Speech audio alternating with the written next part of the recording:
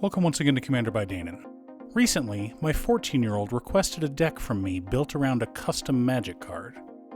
Lately, he's been obsessed with Bendy and the Ink Machine. Apparently, there are some custom Magic cards featuring characters from that video game. The problem is, my 14-year-old son's imagination does not match up with his skill level in Commander. He asks me to build him complicated decks, and I do, but they're way too much for an inexperienced player to handle. Now, my son isn't dumb, but he's young and gets frustrated when he doesn't understand something. For example, when he was 12, he asked for a slime deck led by the Memoplasm. Not exactly the easiest deck for a small child to pilot. This was also not the first time he'd asked for an odd deck. So this time, I put my foot down and told him that instead of building something weird, we'd build something easy for him. And rather than focusing on Bendy and the Ink Machine, I decided to focus on Inklings. The most obvious commanders to build a deck based around making Inkling tokens are Felisa, Fang of Silverquill, and Shadrick Silverquill. But neither of them are exactly simple, nor do they lead to simple gameplay. So remember, as you're watching this video, this deck is for a young teenager who is still getting used to Magic. Also, before we get started, I'd like to quickly ask you to like and subscribe. It really does help the channel, and it's free. With that out of the way, let's get into the video. Thalize Reverent Medium is a 5-mana 3/4 legendary human cleric. She says that at the beginning of each end step, create X 1/1 white spirit creature tokens with flying, where X is the number of tokens you created this turn. It's that each end step that makes Thalize a lot of fun. Now, a lot of people built Thalize as an Aristocrats commander. Generate a bunch of tokens, sacrifice them, win with Zulaport Cutthroat triggers. But Aristocrats is one of the most complicated archetypes to play in Commander, up there with Spellslinger, Cycling, or Madness. And we're building a simple deck here. One that makes a lot of tokens and can just overwhelm people with a massive board state. An army of minions. That's right, son. You thought this was a deck based on Bendy and the Ink Machine, when in fact, this is a deck based on Despicable Me. But we do want the deck to function, so we should try and stick to our handy-dandy checklist. 50 mana sources, usually split between 37 lands and 13 pieces of ramp, 10 pieces of card advantage, 8 to 10 pieces of spot removal, 2 to 3 board wipes, 2 pieces of graveyard hate, and 1 sudden I win card. As I'm sure you've heard by now, this channel is sponsored by Ultimate Guard. For the past few years, Ultimate Guard has been hard at work finding ways to protect your cards without damaging the planet, and they have discovered it.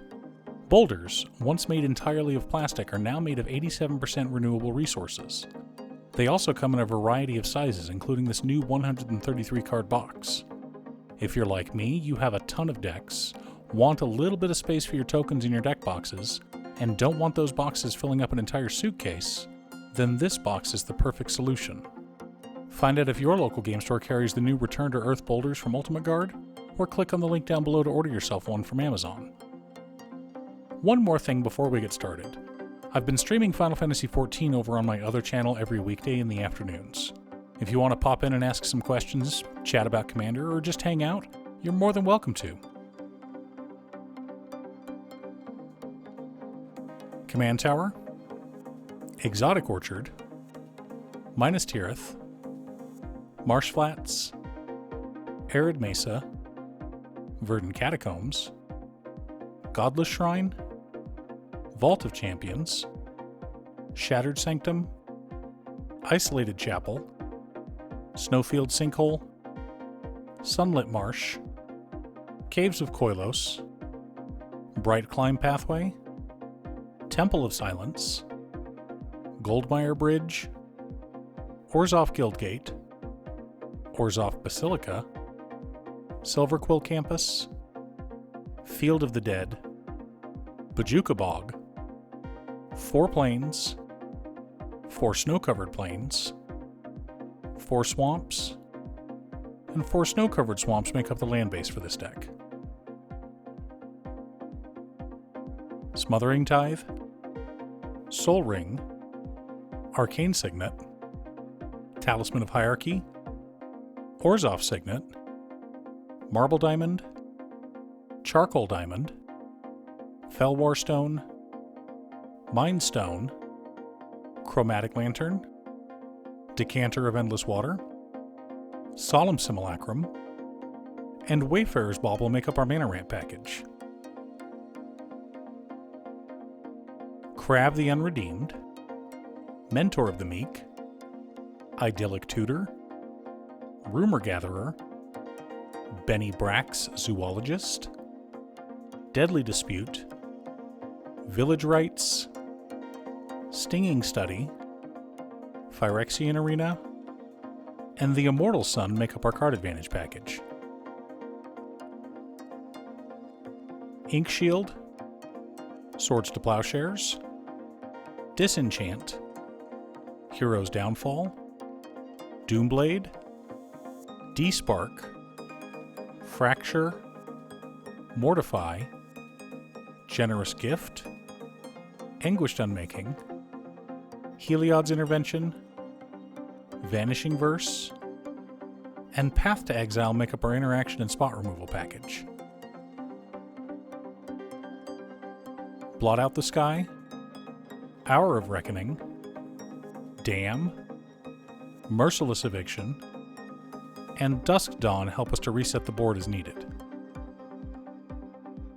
Combat Calligrapher, Shadrick's Silverquill, Ophiomancer, Increasing Devotion, Adeline Resplendent Cathar, Regna the Redeemer, Call the Coppercoats, Secure the Wastes, Grand Crescendo, Raise the Alarm, White Sun Zenith, and Army of the Damned all serve our primary focus, creating tons of tokens.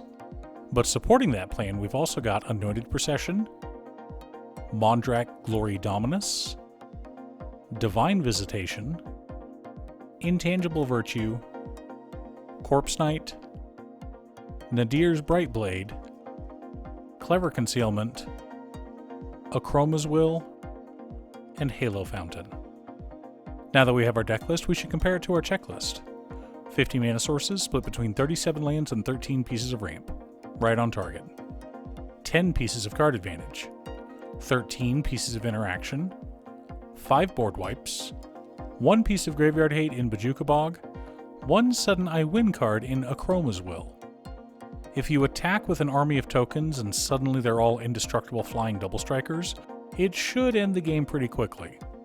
Even if it doesn't, you should be far enough ahead that it doesn't matter.